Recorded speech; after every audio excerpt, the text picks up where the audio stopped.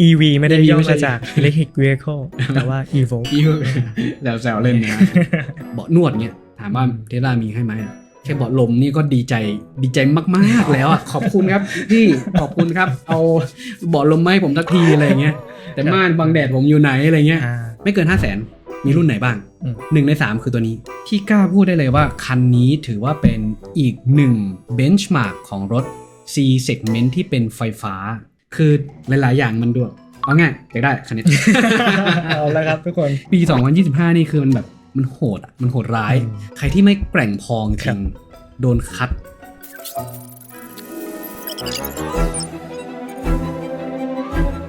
นะครับกับคลิปการรีแคปรถไฟฟ้าแล้วก็รถอีกมากมายที่เราทั้งสองนะครับหรือว่าทีม iMod Drive ได้ทดลองขับขี่ในปี 2025 ก่อนหน้านี้เราได้ทำ EP แรกไปแล้วเป็น EP ที่ 2ถูกต้องครับสามารถไปรับชมได้เดี๋ยวรีแคปไวๆให้ฟังก่อนนะครับเราพูดถึงรถหลากหลายคันเลยจะเรียงตามไทม์ไลน์ตั้งแต่ต้นปี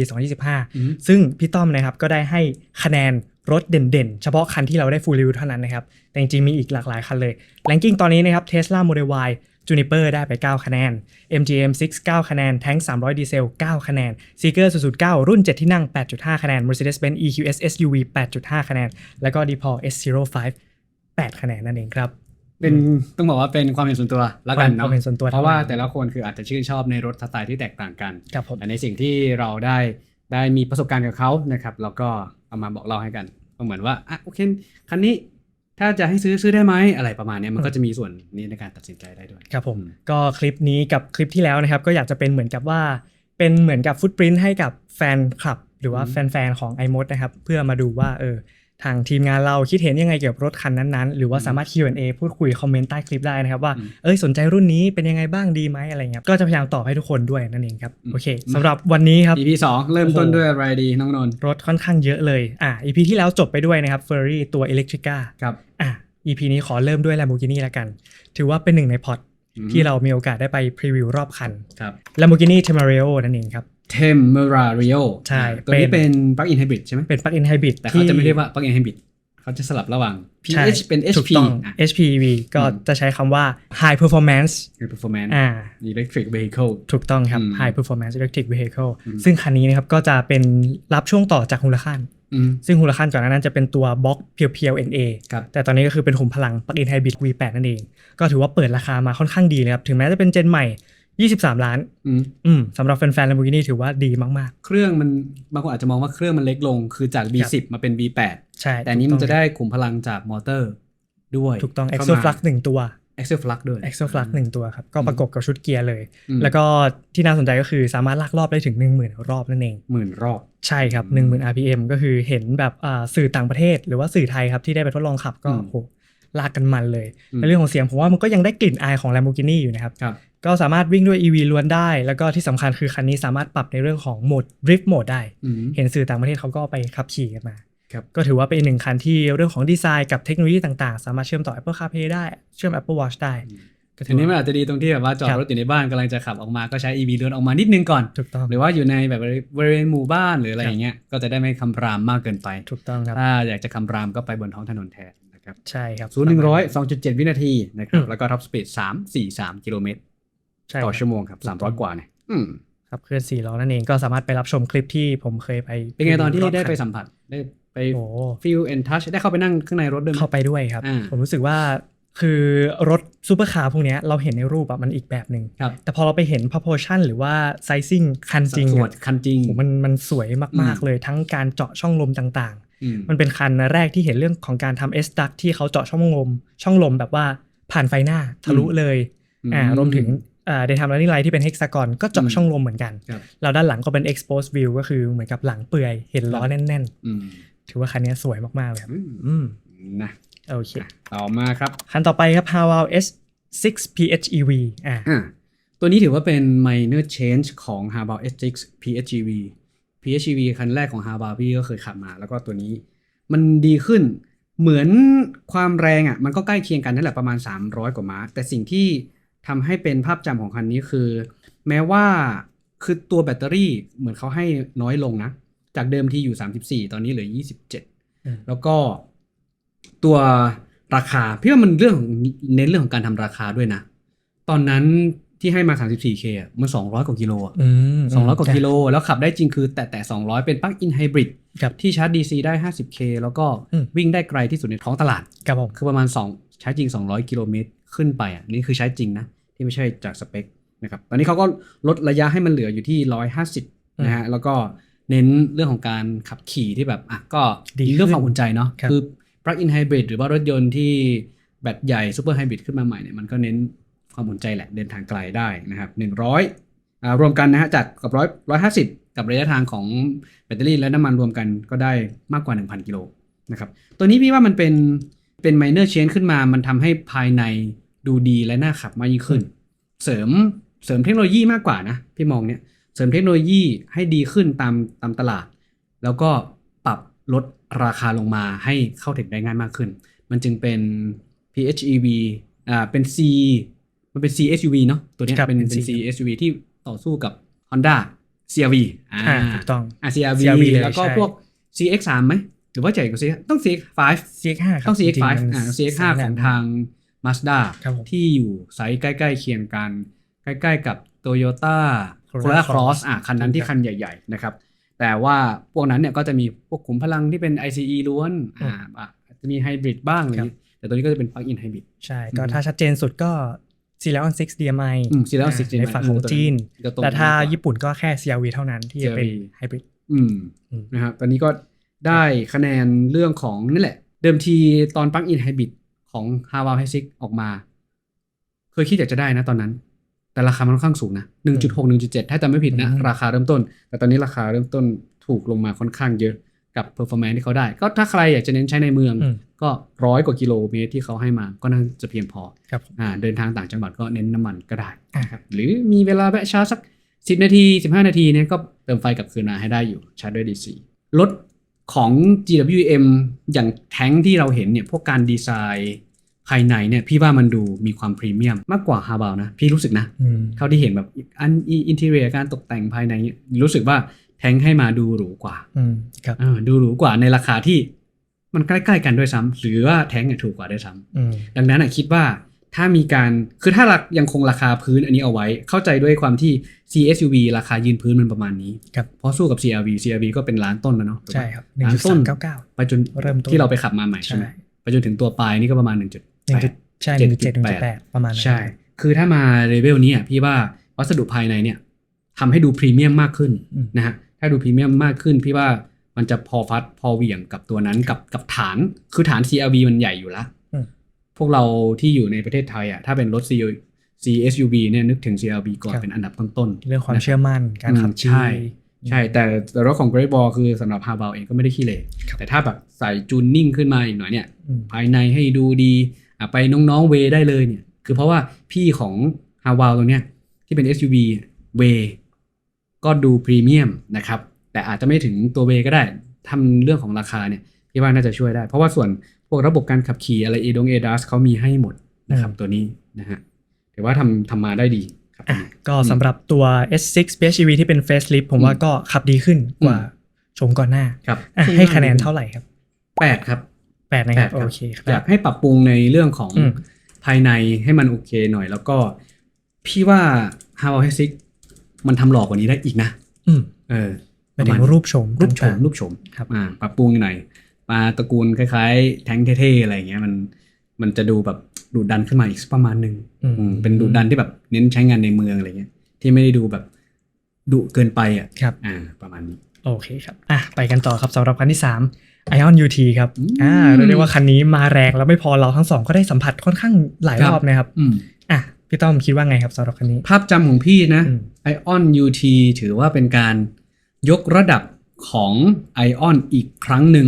พี่จำได้ว่า Ion สมัยที่มาแรกๆเขาเอา V มาไม่ใช่เอารุ่น Y Plus มามี Y Plus เนาะก็ธรรมดาโซแบรนด์ Ion ก็ยังไม่ได้ดูแบบเป็นที่พูดถึงมากเท่าไหร่นะครับมาดีขึ้นหน่อย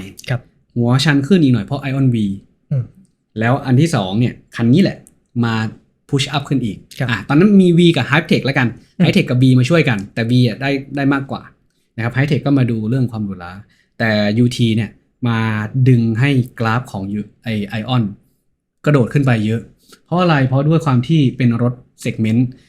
ต้องบอกว่าเซกเมนต์400,000 500,000 600,000ของบ้านเราอ่ะเป็นเซกเมนต์ที่ค่อนข้างใหญ่มากคนซื้อเยอะมากแล้วตัวเลือกมันมีนะฮะรถเก่ามันมีพวกอีโคคาร์ของทางฝั่งของรถญี่ปุ่นอะไรเงี้ยคือเราเคยเห็นรถอีโคคาร์แบบสเปคเริ่มต้นจ๋าๆในราคา 500,000 แต่ 600,000 แต่โดน Ion UT เข้ามากระชากเข้ามากระซวกแล้วกันตอนนั้นมาตั้งใจจะมาแข่งกับ BYD Dolphin ก่อนก็เลยทำราคาต่ำ 500,000 เป็น EV ต่ำ 500,000 ที่ได้รับความนิยมรูปลักษณ์ดีใช่รูปลักษณ์สวยครับไม่ใช่แค่รูปลักษณ์เขาสวยนะเขาดีไซน์มาเป็น global model อยู่แล้วอันดับที่2เทคโนโลยีดี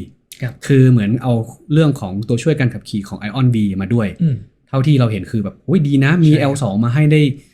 ขับเลนเจนเตอร์ลิงให้ด้วยเรียกว่าเหนียวนะคันนี้ผมเซอร์ไพรส์มากใช่มีจอ2จอทั้งจอกลางทั้งจอหลังพวงมาลัยแล้วเป็นจอดีด้วยนะไม่ใช่แบบจอแบบธรรมดาอะไรเงี้ยอันเนี้ยถือให้มาดีแล้วก็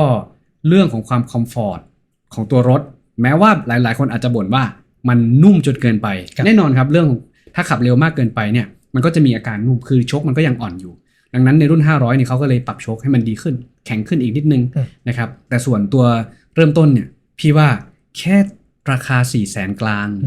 ได้เบาะหนังมาอาจจะเป็นหนังสังเคราะห์หรืออะไรก็แล้วแต่ที่ไม่ใช่แบบเบาะผ้าหรืออะไรเงี้ยข้างในมันดูมันเกินอ่ะมันเกิน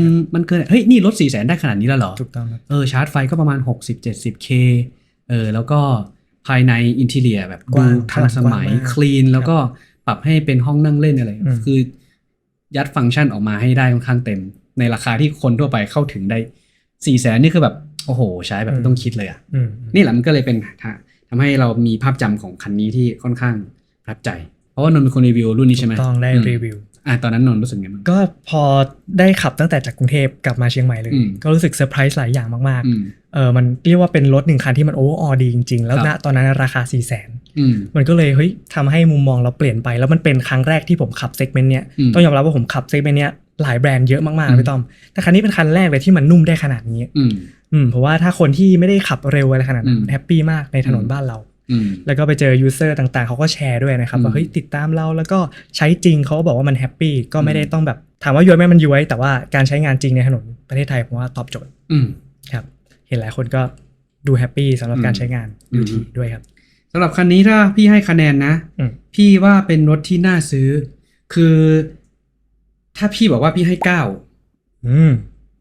คือมันไม่ได้หมายความว่ารถคันนี้คือ the best หลายๆสิ่งหลายๆอย่างนะมันเป็นอีกหนึ่งในการบ่งชี้ที่พี่สามารถพูดได้ว่าคันนี้ที่มันให้มา overall เนี่ยผมสามารถ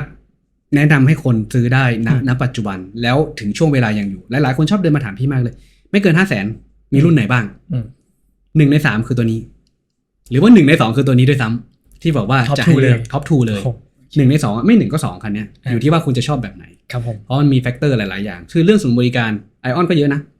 Ion ทำมาค่อนข้างได้เยอะเหมือนกันศูนย์บริการอย่างเชียงใหม่มีอย่างต่ำประมาณ2ที่เนี่ยอยู่ในหัวเมืองอื่นๆก็มีเยอะแยะมากมายเรื่องดีไซน์เรื่องซอฟต์แวร์ถือว่าทำได้ดีแต่อาจจะมีการปรับปรุงบ้างเพราะว่าอาจจะมีที่บ่นว่าอัปเดตช้าไปนิดนึงแต่ก็เริ่มมีApple CarPlay Support Android Auto Support ก็มีมาให้ซึ่งรถ 400,000 แบบขนาดนี้มันหาค่อนข้างที่จะได้ยากแล้วเป็นฟีเจอร์ค่อนข้างที่จะพรีเมียมประมาณนี้เป็นอีกหนึ่งคันที่ยังคงยืนยันว่าน่าใช้งานเรา2คนแนะนำใช้คำนี้ได้เลยครับใช่คือถ้านึกอะไรไม่ออกจริงมีเงินเท่านี้หนึ่งในนั้นคือคันนี้ที่ในยุคนี้ที่จะต้องหามาซื้อใช้ครับผมประมาณนี้ใช่จริงๆตัวเริ่มต้นก็น่าเล่นละ420ใช่420โอเคครับสำหรับ Ion UT นะครับก็ Ion UT จบที่9คะแนนครับถือว่าน่าสนใจมากคันนี้ครับไปกันต่อครับคันถัดมาครับ BMW X3 Extreme ตัวโฉมใหม่แล้วโฉมใหม่ที่เป็นหน้าคาปาบิล่าหรือว่าเป็นกระจังหน้าหมูกระทะหน้าหมูกระทะเป็นเหมือนไอเตาหมูกระทะคนไปแกงเขาแต่ว่าตอนนั้นพี่ต้องไปทดสอบขับแบบเป็นลุยออฟโรดอะครับขับลุยออฟโรดขับจากกรุงเทพแล้วก็ไปที่โซนพัทยาโซนนั้นมันก็จะมีร้านเขาเป็นคล้ายๆเหมืองอะไรอย่างเงี้ยนะก็ไปลองภาพจำอันแรกของคันนี้ไวๆเลยคือหล่อขึ้นเยอะนะคือถ้าเราเปรียบเทียบกับ X3 ที่เราขับแล้วก็รีวิวกันเจนแรกๆเรายังจำกันได้ใช่ไหมว่าเรา BMW iX3 เนี่ยตอนนั้นนนท์ก็เป็นคนถ่ายทำแล้วก็คนตัดต่อด้วยนะตอนนั้นเราก็คือด้วยความเป็น X3 ถือว่าเป็นรถอีกคันหนึ่งในตระกูลของ BMW ที่คนซื้อค่อนข้างเยอะครับผมมันเป็นไซซิ่งกำลังขนาดกลาง เป็น C segment ที่เอามาตีกับพวก Tesla Model Y นะครับ BYD C107 ส่วนโซนนี้ IM6 IM6 แล้วก็ X1G6 อยู่ราวๆนี้เนาะของ Benz ก็เป็น GLC ใช่ครับถูกต้องคันนี้อัปเกรดพี่ว่ามันดู aggressive ขึ้นดูดุดันนะครับดูแบบทรงพลังบึกบึนน่ะพี่ชอบนะทั้งรูปลักษณ์หน้าตาของที่มันดูพอดีนะครับดูพอดีแล้วภายในมีการปรับเหมือนถ้าจำไม่ผิดเป็นการปรับหน้าจอเป็นเจนใหม่เนาะเนาะใช่ไหมเพราะว่าไปถ่ายทำกับพี่ด้วยซึ่งเครื่องของเขาเป็นเบนซิน6สูบแบบแถวเรียง 3.0 ทวินเทอร์โบด้วยตอนที่มันกดอยู่บนทางด่วนที่เราขับไปพัทยาบุ้มเสียงมันแบบเร้าอันนี้ที่รับได้นะก็แล้วก็เรื่องของช่วงล่างไดนามิกการขับขี่ต้องเรียกว่า BMW เขาทำมาดีอยู่แล้วพี่ว่าแฟนๆ X3 ที่รอการอัปเกรดรุ่นนี้น่าจะชอบนะครับส่วนของที่ติดอยู่อย่างเดียวเลยคืออะไรรู้ไหมเรารู้สึกว่าราคามันยังสูงอยู่ไปนิดหนึ่งละกันอยู่และยังอยู่ในช่วงของต้องเรียกว่าเทศกาลรถที่มันมีแบรนด์เยอะมากขนาดนี้ตัวเลือกมันเยอะมากขนาดนี้แต่ก็เข้าใจอยู่บางทีคือ BM เขาอาจจะโฟกัสแค่ว่าเขาอาจจะสู้กับแค่เบนซ์2 อันเพราะเขามองว่าเป็นแบรนด์ยุโรปจริงๆก็จะมองกันอยู่แค่นี้2 อันก็เลยคิดว่าถ้าคุณอยากจะได้จริงๆอาจจะมีแค่เบนซ์กับ BM อย่างเงี้ยแล้วก็คงอาจจะไม่ได้ดูแบรนด์อื่นมากสักเท่าไหร่เพราะถ้าคุณอยากได้รถแบรนด์จีนหรือว่าทางเลือกราคาก็แล้วแต่คุณจะไปเล่นไปนอกจากนี้ก็จะมี Volvo ด้วยVolvo เนี่ยที่อาจจะอยู่ในคลาสของเขาที่เล่นกันอยู่ในตลาดนี้อยู่ก็น่าจะเป็นกลุ่มลูกค้าที่ชื่นชอบ X3 แหละที่อยากจะอัปเกรดหรือคนที่มองอยู่ขับ X1 แล้วรู้สึกมันเล็กไปแล้วก็อัปเกรดมาตัวนี้แต่ตัวนี้เป็นรถที่ค่อนข้างคุ้มค่าครับ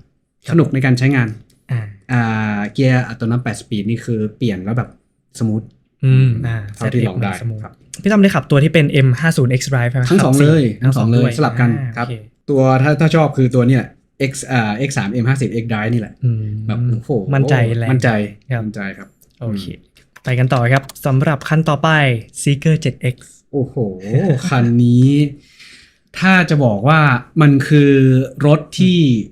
พี่ตื่นเต้นมากๆตั้งแต่ครั้งแรกที่ได้เห็นตอนนั้นน่าจะไปโซนฉงชิ่งแล้วมันจะมีเฉิงตูตอนนั้นไปงานเฉิงตูพอไปเมืองฉงชิ่งก่อนแล้วก็จะไปเฉิงตูออโต้โชว์เป็นการโชว์ครั้งแรกของ Zeekr 7X ที่พวกเราได้เห็นเข้าไปไม่ถึงคันนั้นได้ดูเฉยๆนะครับแล้วก็หลังจากนั้นไทยเนี่ยก็เอาเข้ามาโชว์ที่งานหนึ่งพี่จำไม่ได้ว่ามอเตอร์โชว์หรือมอเตอร์เอ็กซ์โปก็เข้าได้พรีวิวและจนได้เห็นและสุดท้ายมาเปิดตัวในประเทศไทยและได้ลองขับพี่กล้าพูดได้เลยว่าคันนี้ถือว่าเป็นอีกหนึ่งเบนช์มาร์กของรถ C segment ที่เป็นไฟฟ้าที่ถ้าใครหลายๆคนอยากได้รถกลุ่ม Tesla Model Y เนี่ยกลุ่ม X1G6 พวกเนี้ยนอกจาก IM6 แล้วยังมีคันเนี้ยเป็นเบนช์มาร์กที่เป็นตัวท็อปด้วยพี่ว่ามันคือ1ใน3ตัวเลือกถ้าหากว่าจะให้ซื้อตัว C segment ของรถยนต์ไฟฟ้าจริงๆนะความโดดเด่นของ Zeekr 7X เลยก็คือDynamicการขับขี่พี่ว่าเป็นรถจีนที่Dynamicการขับขี่ดีที่สุดคุณเชื่อมั่นได้แน่นอนในการขับขี่โดยเฉพาะตัวท็อปที่เป็นขับ4เนี่ยแรงม้าแรงบิดสูงแล้วก็ช่วงล่างเซตมาดีแล้วก็เบรกก็ให้มาดีนะครับคือในราคา1,800,000นะครับ 1.79 ล้าน8ของเขาถือเป็นตัวท็อปเนี่ยให้เบรก4พอร์ตมานะครับด้านหน้าล้อแม็กฟอร์สขนาดใหญ่นะครับแล้วก็ภายในเนี่ยตกแต่งเน้นสไตล์ลักชัวรี่แล้วกันเน้นสไตล์ความเป็นแบบรถยุโรปพี่ว่าถ้าใครได้ไปนั่ง Zeekr X แล้วคุณใช้ BMW มาก่อนคุณจะมีกลิ่นอายว่านี่คือ BMW บนจีนมันอาจจะไม่ได้ BMW จ๋าเพราะอย่าลืมว่าแม่ของเขาคือ Geely ใน Geely มันมีพวก Lotus อยู่ด้วยมี Lynk & Co อยู่ด้วยมันมี Volvo มันมี Geely อยู่ด้วยนะคือเขาแชร์พาร์ทแชร์เทคโนโลยีกันบางทีเบาะของ Zeekr X อาจจะไปโผล่ใน Lotus ก็ได้คือรูปทรงมันจะคล้ายๆกันมันจะแชร์เนี่ยมันก็จะได้เลยได้ feeling ของความเป็นรถยุโรปจากฝั่งของ Lotus มาด้วยเนี่ยแล้วพอได้ขับจริงๆโอ้พี่บอกเลยว่าขับ103 104มันเป็นแบบเฮ้ยมันเหมือนเราขับรถ110คือการเก็บเสียงช่วงล่างตัวรถมันค่อนข้างนิ่งข้อเสียของมันอย่างเดียวคือน้ำหนักมันเยอะคือรถ 2.5 ตันแล้วมันกินพลังงานค่อนข้างเยอะถ้ามันไล่เบานะครับนี่ก็การไล่เบาอย่างเช่นลดน้ำหนักในจุดบางจุดที่ไม่ควรจะใช้อย่างเช่นอาจจะมาใช้อลูมิเนียมผสมบ้างที่มันเป็นทำให้ตัวถังมันเบาขึ้นในบางจุดอะไรเงี้ยก็อาจจะทำให้ การจัดการพลังงานได้ดีขึ้นแต่เรื่อง performance เรื่องอะไรเงี้ย Seeker 7X ทำได้ดีซอฟต์แวร์ทำได้ดีด้วยชาร์จไวที่สุดด้วยเอาจริง 400K 420 กิโลวัตต์ครับแต่ว่าพี่ต้องอาจจะลืมตัวนี้ไปนะ Xpeng G6 จะไวกว่าตัวนี้หน่อยถ้าเรื่องการชาร์จนะครับแต่ก็เป็นอีก1คันที่มากกว่า 400K ขึ้นไปถูกปะอยู่ในความเร็วเท่านี้อยู่ในความเร็วเท่านี้ณพศนี้คือไวมากๆแล้ว10-80% ใช้เวลา16นาทีใช่เพราะเอาจริงผมก็ชอบคันนี้นะถ้าขับพวกตระกูล SUV พรีเมียมอ่ะถ้าเทียบ Xpeng G6 Seeker 7X แล้วก็ตัว IM6 ยังไม่มีได้ทดลองขับชอบอะไรบ้างสำหรับ 7X ดันโดน 7X ตกจริงๆไม่ใช่คนชอบรถที่มันหรูหราอะไรขนาดนั้นเลยชอบแบบ driving dynamic แต่พอขับคันนี้แล้วมันทำให้ความรู้สึกว่าเฮ้ยนี่มันคือความพรีเมียมในหลายๆจุดแล้วมันให้มาค่อนข้างสุนทรีย์มากเลยอ่ะเบาะการนั่งแล้วก็ UX UI ผมรู้สึกว่ามันมีเสน่ห์ของมันทั้งที่อาจจะไม่ได้ฉลาดเท่า Xpeng ใช่อาจจะไม่ได้ขับดีหรือว่านิ่งเท่า IM6 หรือว่าตระกูลพวกฝั่งนั้นนะครับแต่ด้วยความแบบกลมกล่อมของมันมีเสียงสังเคราะห์ใช่ครับแล้วความหรูหราของมันที่เรารู้สึกว่าเราขับไปแล้วมันมีเสน่ห์กับออร่าบางอย่างเหมือนเรามันเป็นความรู้สึกที่เราอาจจะบอกทุกคนอาจจะนึกไม่ถึงเหมือนเราเข้าไปนั่งอยู่ในรถคันนึงที่เรารู้สึกว่าอยากจะขับมันมากและเราพราวกับมันมากถูกต้องครับอันเนี้ยมันเริ่มทำให้เราได้เห็นละประตูไฟฟ้าอัตโนมัติ4 บานถูกต้องครับถูกไหมเบรกปุ๊บปิดแบบเบาะนวดมีให้ไฟหน้าสตาร์เกตเงี้ยหลังคาพาโนรามิกกลาสรูฟที่มีม่านบังแดดมาให้คือตอนนั้นอ่ะพี่คิดง่ายๆเลยคือมันเป็นรถที่เอามาตั้งใจจะฆ่า Tesla Model Y หลายๆอย่างที่ Tesla ทำไม่ดีหมายถึงไม่ใช่ทำไม่ดีนะที่ไม่มีแล้วกันอย่างเช่นหลังคาบังแดดไม่มีให้ Seeker 7X ใส่ให้ช่วงล่างถุงลมไม่มีให้ Seeker 7X ใส่ให้ได้ระบบการลุยแบบออฟโรดสามารถทำได้ด้วยอะไรอย่างเงี้ยแล้วลุยได้จริงด้วย handling หรือการเซตอัพช่วงล่างก็ทำมาได้ค่อนข้างดีเลยถูกต้องแบต800 โวลต์ Tesla ไม่มีให้ ผมใส่ให้เนี้ยในราคาแบบสตาร์ท1,400,000ผมเลยรู้สึกว่า Seeker เป็นหนึ่งแบรนด์ที่ติ๊กในเรื่องของความลักชัวรี่ได้จริงๆในมุมมองผมเลยนะครับมันทำให้รู้สึกเหมือนเราขับอยู่ใน EQS SUV อ่ะมันคือความรู้สึกเดียวกันเลยแต่เป็นฝั่งของจีนอันนี้นิยามของผมก็ประมาณนี้แล้วรุ่นเริ่มต้น 1.399 พี่ต้อมใช่ 1.399 ถือว่าแบบโหใช่ถ้าเมื่อก่อนเราคงต้องจ่ายหลักแบบ5 ล้านบวกๆเพื่อที่จะได้รถไซส์นี้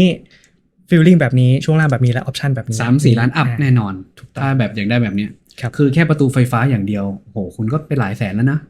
ก็จบที่9นะครับสำหรับ Seeker 7X กันจะให้ 9.5 ไปนี่ก็เดี๋ยวเอาจริงว่าพี่กระโดดไป 9.5 ได้เลยนะข้าม Tesla เลยครับพี่ให้ดีกว่า Tesla Model Y ของพี่กล้าให้เลยมีคนนอกใจครับทุกคนคือมันเป็นคือเราอ่ะคือบอกว่าถ้าสมมติว่าไม่มี Model Y นะตอนนั้นครับเนี่ยเป็นอีกหนึ่งคันที่พี่ค่อนข้างชื่นชอบอาจจะเป็นคันนี้ได้ใช่ไหมครับใช่เพราะหลายๆอย่างแบบมันไม่ใช่แค่เรื่องของรูปลักษณ์ภายนอกเทคโนโลยียังมีให้ถ้าเรื่องของซอฟต์แวร์จริงๆคือมันยังสู้ Tesla กับ Xpeng ไม่ได้หรอกแต่มันเทรดมากับสิ่งที่เราได้มาเบาะนวดเงี้ยถามว่า Tesla มีให้ไหมแค่เบาะลมนี่ก็ดีใจมากๆแล้วอ่ะขอบคุณครับพี่ขอบคุณครับเอาเบาะลมมาให้ผมสักทีอะไรเงี้ยแต่ม่านบังแดดผมอยู่ไหนอะไรเงี้ยเซนเซอร์อัลตราโซนิกเซนเซอร์รอบคันผมหายไปไหนอะไรเงี้ยเข้าใจป่ะแล้วจ่ายแพงกว่าด้วยตัวเริ่มต้นของพี่มันก็ 1.7 กว่าแล้วอ่ะอันนี้มันคือตัวท็อปของ Seeker 7X อ่ะ 1.79 มันรวม EAP ที่พี่ซื้ออีก 130,000 อ่ะมันกลายเป็นแบบ1,800,000 1,900,000แล้วอ่ะแต่เขาให้เรื่อง performance อ่ะคุณไม่ได้เท่าแบตเตอรี่คุณไม่ได้เท่าแบตเตอรี่นี่คือหั่นครึ่งเลยนะโมเดล Y พี่50 กว่าอันเนี้ย100คือเกือบครึ่งอ่ะราคาที่ถูกกว่าผมถึงบอกไงว่าปี 2025 นี่คือมันแบบมันโหดอ่ะมันโหดร้ายสำหรับใครที่ไม่แกร่งพอจริงโดนคัดออกจากไอเนี้ยก็จริงค่อนข้างเยอะนะเพราะว่าเอาจริงเราก็ทำข่าวเกี่ยวกับ 7X มานานนะว่ามันเป็นอย่างนั้นอย่างนี้กว่าจะมาพอมันมาปุ๊บมันก็อย่างที่พี่ต้องบอกว่าเป็นเกมเชนเจอร์จริงครับผมดึงมีนของ Seeker ทำให้คนขึ้นเยอะตอนแรกพี่ว่า Seeker X อ่ะตัวเล็กของมันอ่ะน่าจะมาดึงแล้วนะที่มันเป็นคู่แข่งกับ EX30 น่ะก็ยังได้ระดับหนึ่งแต่ยังไม่มากแต่พอ 7X เข้ามาเท่านั้นแหละนะครับแล้วก็มาช่วยดันกับ 009 ด้วยเนี่ยมันก็เลยควบคู่กันเผลอๆบางคนอาจจะมี7X ไว้ควบคู่กับ 009 ก็ได้ถ้าเป็นแฟน Seeker จริงๆ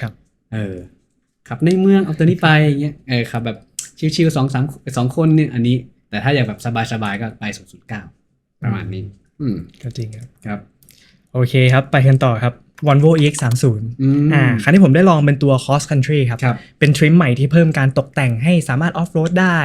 ยกให้ฐานล้อสูงขึ้นเปลี่ยนยางเล็กน้อยเพิ่มขนาดยางแล้วก็จูนช่วงล่างให้มันมีความแบบนุ่มนวลมากยิ่งขึ้นนะครับแล้วก็มีของตกแต่งราคาก็อยู่ที่ 1.89 สำหรับคันนี้ก็ได้ไปขับในสเตชันที่เป็นแบบออฟโรดเขาก็ให้ทดลองนะครับหลากหลายแล้วความสนุกของมันคือถึงแม้จะเป็นตัวทวินมอเตอร์แต่ว่ามัน rear bias มีการแบบออกหลังนิดนึงออกหลังหน่อยมันพอได้สนุกครับพอได้สนุกแบบขับซึดพอได้แบบ handling แบบพยายามลอง control แก้อาการได้บ้างนิดหน่อยอย่างเงี้ยใช่ไหมเขาจัดตรงสเตชันสนุกดีครับตามคือมีสลาล่อมในพื้นแบบดินแดงพื้นกรวดก็ได้สนุกหน่อยลองตัวรถนะครับถือว่าก็เอาอยู่ครับแต่สำหรับผมรู้สึกว่า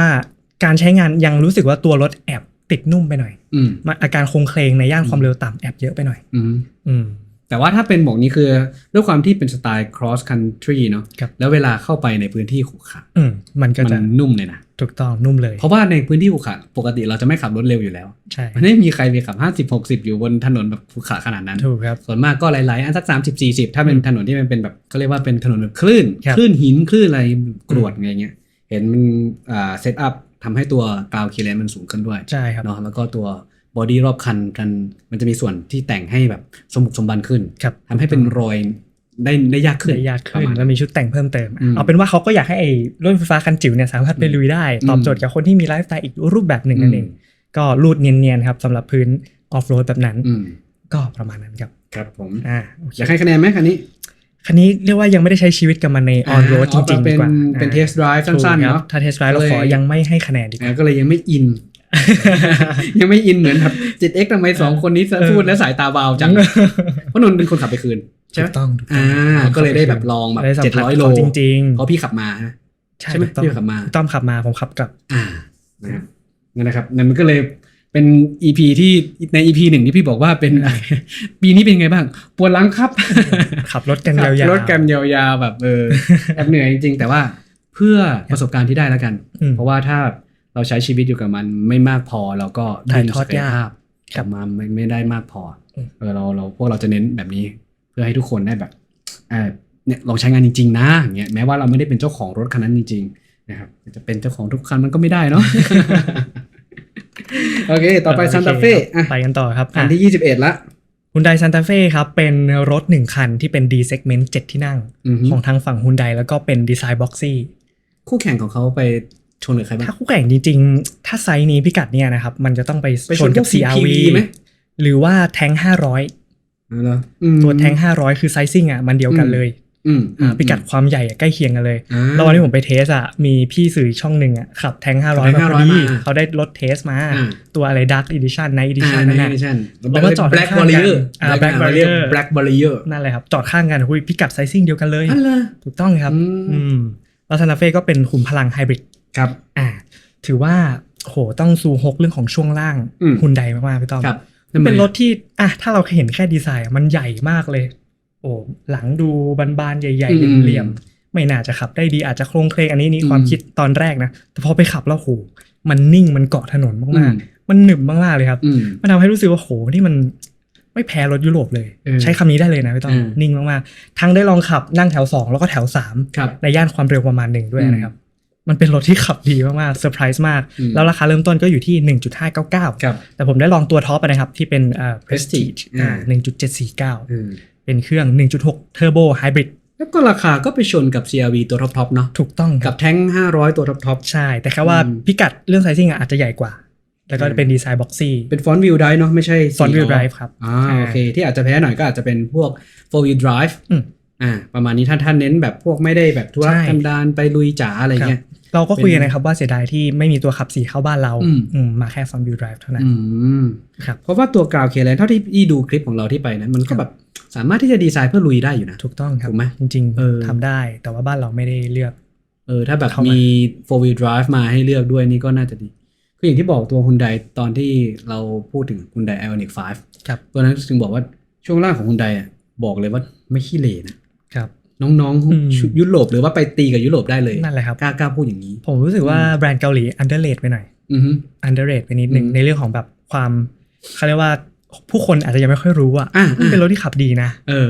อาจจะเห็นว่าฮุนไดหรูหราอย่างนี้รถเกาหลีช่วงล่างก็คงงั้นหรืออะไรก็คงต้องอยากให้เปิดใจ อยากให้เปิดใจคือพี่เปิดใจครั้งแรกเพราะคันไหนรู้ป่ะ5N โอ้โห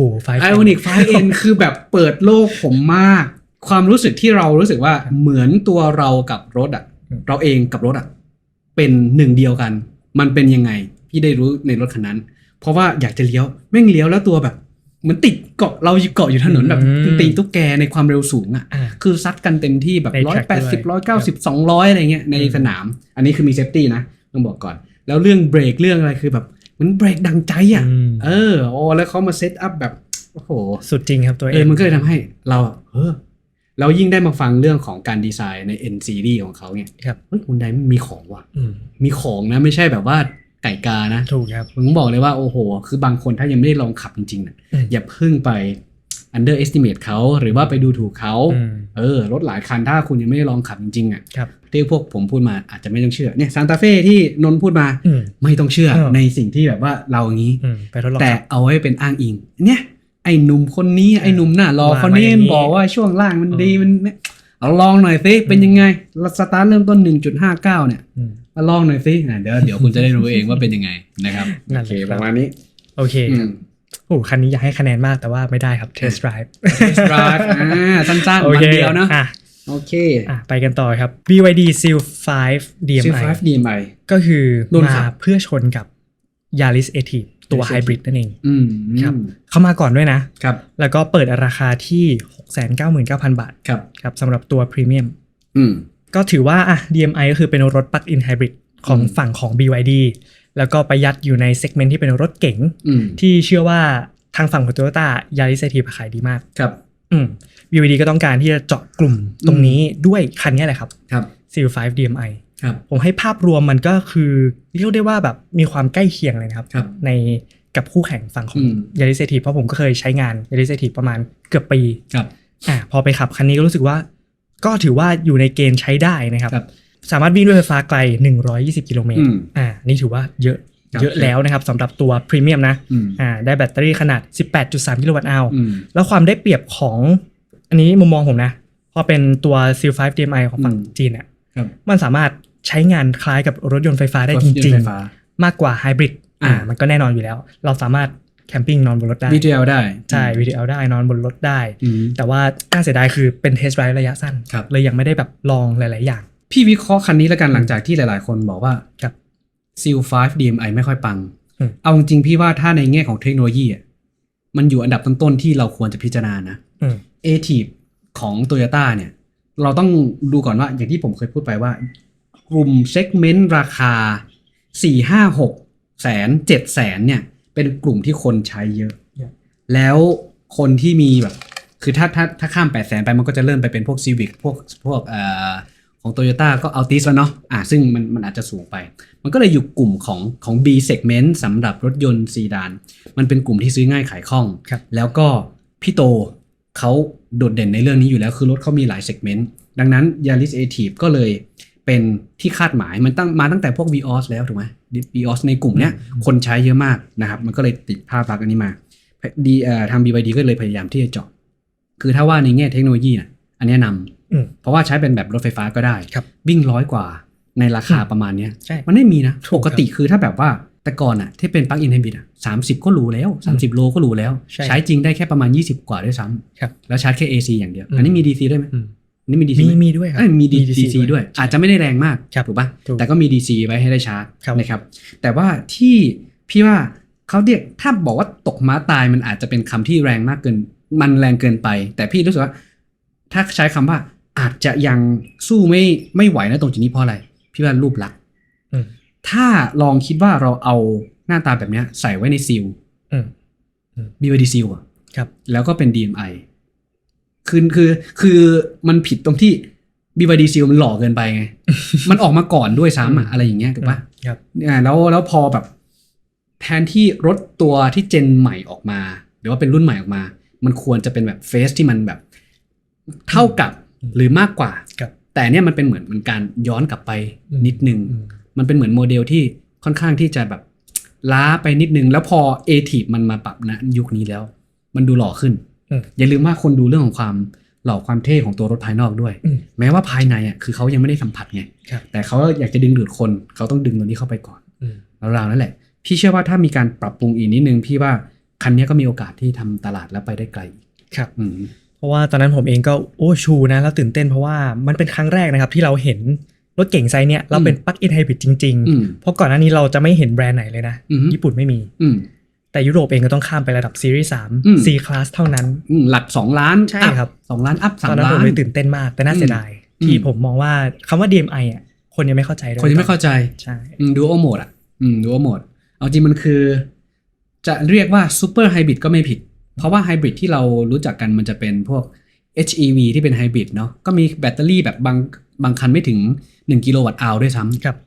แต่หลังๆมาเนี่ย10 20 30 40 50พวกนี้พี่จะเรียกเป็นซูเปอร์ไฮบริดละมีพละกำลังที่แรงแล้วก็สามารถใช้ฟีเจอร์คล้ายๆรถยนต์ไฟฟ้าได้แบบเต็มประสิทธิภาพมี VTL ให้เราได้ใช้ด้วยอะไรอย่างเงี้ยเสียดายเฉยๆน่าเสียดายเฉยๆถ้ามันหล่อขึ้นมากว่านี้อีกนิดนึงนะคือเราอย่ามองข้ามเรื่องนี้ถ้าหล่อขึ้นมานิดนึงโอ้โหพี่ว่าคนเทน่าจะเยอะหมายถึงเทใจนะเทใจให้นะไม่ใช่เทแบบนั้นไม่ใช่เทวันนี้นะหมายถึงเทใจให้มาแบบดูอะไรอย่างเงี้ยครับผมประมาณนั้นครับไปกันต่อครับคันนี้ก็เรียกว่าตัวเปลี่ยนตลาดใช้คำนี้ได้ไหมเป็นรถยอดฮิตป๊อปปูล่าอีกอันนึงของปี 2025ที่ทุกคนน่าจะต้องกล่าวขวัญถึงเพราะว่ามันเป็นรถที่คือเจคู่ต้องบอกว่าเจคู่คืออะไรอ่ะนั้นสมัยตอนแรกที่แบรนด์เจคู่กับโอโมด้าเข้ามายืนงงกันอะไรวะจะเรียกเจคู่หรือจะเรียกโอโมด้าอะไรอย่างเงี้ยแล้วตอนนั้น C5 มาก็เฉยๆแบบพี่แบบเฉยๆมากสำหรับรถคันนั้นเพราะว่ามันเป็นค่อนข้างที่แบบเทคโนโลยีเก่าหน่อยที่เริ่มเข้ามาทำการตลาดตัวแรกแต่ด้วยความที่เขาอยากจะเล่นเรื่องของราคาส่วน J6 นะครับเจคู่6ก็ถือว่าโอเคหน่อยเป็นบ็อกซี่สไตล์ที่เป็น EV คันแรกๆต้องเรียกว่าเป็นคันแรกด้วยไหมของไทยก็ตอนมาเปิดตลาดเขาก็เอามาโชว์เลยครับดังนั้นก็ EV ตัว J คู่6มันทำให้คนรู้จัก J คู่มากขึ้นนะครับแล้วพอมาเจอ J คู่5ที่ตัวเล็กลงมาอีกหน่อยแล้วก็พี่ว่ามันโหดในแง่ของเรื่องของราคาที่สตาร์ทไม่ถึง 600,000 แล้วได้ไซส์แบบ C แล้วนะมันคือ C แล้วนะครับเมื่อกี้ BYD Seal 5 DMI เท่าไหร่นะ 6.99 แสนอันนี้เกือบ 700,000 อ่ะครับแต่คันเนี้ยไม่ถึง 600,000 ถูกกว่าเป็นแสนกว่าครับแล้วได้รถคันใหญ่กว่าด้วยไฟฟ้าล้วนเทคโนโลยีใหม่กว่าแล้วดูทรงมันทรงกล่องประมาณนึงทรงกล่องประมาณนึงเกือบเป็นแบบอะไรนะเขาเรียกว่าอะไรเป็นเนี่ยครับเป็นรุ่นน้องของอะไรนะEvoque Range Rover Evoque เจคู่5 EV ไม่ได้ย่อมาจาก Electric Vehicle แต่ว่า Evoque แซวเล่นนะนั่นแหละทรงมันก็เลยตรงนั้นแล้วก็พอได้ลองขับเฮ้ยเซอร์ไพรส์ช่วงล่างผมจะบอกว่าเซตอัพคนมาค่อนข้างดีนะครับแต่ก็จะมีบางจุดที่อาจจะรู้สึกว่าตอนนั้นที่เราได้ลองรีวิวคราวนี้ได้รีวิวแล้วอาจจะไม่ชอบอยู่ไม่กี่จุดแต่เท่าที่จำได้เลยคือระบบ Regenerate ที่เป็นตัวท็อปสุดหมายถึงตัว High สุดเนี่ยไม่ไหวจะเคลียร์จริงไม่คือเราชอบ Regen High นะแต่มันไม่ลิเนียร์แต่มันไม่สมูทมันก็เลยทำให้แบบกระตุกแล้วแบบเรากะเท้าเราแค่แบบในการแค่จะผ่อนคันเร่งเพื่อจะเข้าโค้งมันยังไม่เนียนเลยอะไรเงี้ยถ้าเขาปรับจุดนี้ได้มันก็จะดีขึ้นแต่โดยรวมโอกับเงินที่ไม่ถึง 600,000 ที่คุณจ่ายไปผมบอกว่าโหซื้อไปเถอะกับรถขนาดนี้ในราคาที่ได้ขนาดเนี้ย211ม้าเนี่ยแบตเกือบ60กิโลวัตต์ชั่วโมงเนี่ยวิ่งได้460กิโลเมตรจริงๆ400ก็พอได้สบายๆเลยแล้วก็ท็อปสปีดก็ไม่ได้ขี้เหร่175นั่นแหละถือว่าถ้าให้คะแนนพี่ให้อยู่สัก8.5 แล้วกัน 8.5 ให้เรื่องความคุ้มค่าใช่ไหมความคุ้มค่าแน่นอนแล้วคือมันไม่ใช่แค่บอกว่าเราคุ้มค่าไงก็ไม่ใช่บอกว่าคุณต้องบอกว่าคุ้มค่าเพราะราคาแค่นี้ยอดขายโอ้โหกระจุยกระจายครับทุกวันนี้เห็นเยอะขึ้นมากๆแล้วนะใน Expo เนี่ยคือจริงๆมันมาตั้งแต่มอเตอร์โชว์ใช่ไหมโซนนั้นน่ะโซนกลางๆปีไหมตัวนี้น่าจะเป็นกลางๆปีเนาะที่แบบเปิดตัวขึ้นมาแล้วก็มาเปิดขายเหมือนเขาเปิดแยกเองต่างหากยังไม่ได้เข้าไปในยังไม่คือมันมาทีหลังExpo เอาว่าช่วงกลางๆปีแล้วกันพี่จำไม่ค่อยได้เวลาที่ชัดเจนแต่พอมาถึงในปลายปี Expo มันก็ยังฮอตอยู่เข้าใจปะคือปกติมัน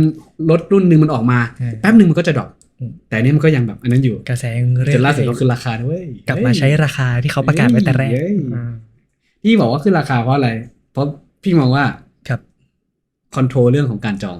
อืม เพราะว่าบางทีแบบอาจจะแบบทำไม่ทันรถอาจจะนำเข้ามาไม่ทันส่งมอบไม่ทันมันจะทำให้ลูกค้ารู้สึกว่าเอ้ยจองตั้งนานแล้วไม่ได้แบรนด์นี้เป็นยังไงว่าจะอันนั้นจริงๆหรือเปล่าอะไรเงี้ยเพราะ Tesla ก็เคยทำแบบนี้ในช่วงที่ชิปช็อตเทจแบตเตอรี่ช็อตเทจขึ้นราคาเลยขึ้นราคาเยอะด้วยนะเป็น100,000-200,000เลยนะเพื่อเป็นการป้องกันส่วนหนึ่งแหละตัดคนที่ไม่อยากได้จริงๆออกไปก่อนหรือว่าอยากได้แหละแต่มันตั้ง200,000อะไรอย่างเงี้ยเขาก็เลยไม่ซื้อเพื่อที่จะจัดการเคลียร์ออเดอร์ให้มันจบก่อนแล้วพอทุกอย่างนั้นมาปกติก็จะกลับมาเป็นราคาปกติประมาณนี้โอเคครับสำหรับ JCOO 5 EV ครับผมต่อไปครับตัวแทง500ดีเซลตัวนี้พี่ตั้มก็ได้ตัวเลยครับ Warrior Black Warrior มาแทง500ดีเซลคันนี้ต้องบอกว่าเป็นการต่อยอดความสำเร็จจากทางฝั่งของแทง300ดีเซลที่เราพูดไปถึงก่อนนั้นแล้วให้คะแนนไปถึง9เนาะเพราะเรื่องหลายๆอย่างนะครับ500ตามมาสิ่งที่โดดเด่นเลยก็คือสำหรับตัวนี้เองเนี่ยคือแทง500ถ้าเป็นคู่แข่งที่จับชนกันจริงๆนะพี่ว่าไปจับกลุ่มของพวก PPV คือ Toyota Fortuner Mitsubishi Pajero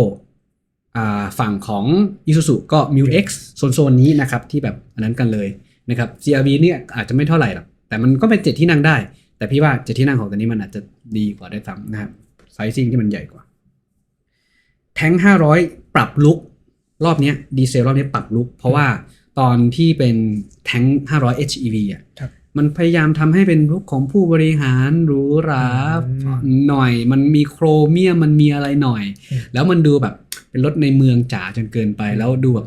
ไม่ค่อยแบบมีสมบัติไม่ลุยไอ้รถพวกเนี้ยพี่นุนเชื่อไหมพี่มองว่าคนที่ซื้อรถ PPV ส่วนใหญ่พวกเนี้ยจะเหมือนว่าคนที่แบบอยากจะมี power หน่อยบางคนขึ้นไปควบอยู่พี่คุกกี้ฟอร์จูเนอร์อะไรอย่างนี้แล้วเขารู้สึกแบบว่าขับขึ้นไปปุ๊บมีทรงพลังเลยครับผมมันก็เลยจะเป็นรถสไตล์ของคนแบบประเภทนี้แล้วก็อาจจะเป็นคนที่ชอบกระบะแล้วก็อัปเกรดมาเป็นตัวนี้เพราะว่ามันคือแพลตฟอร์มที่เป็น PPV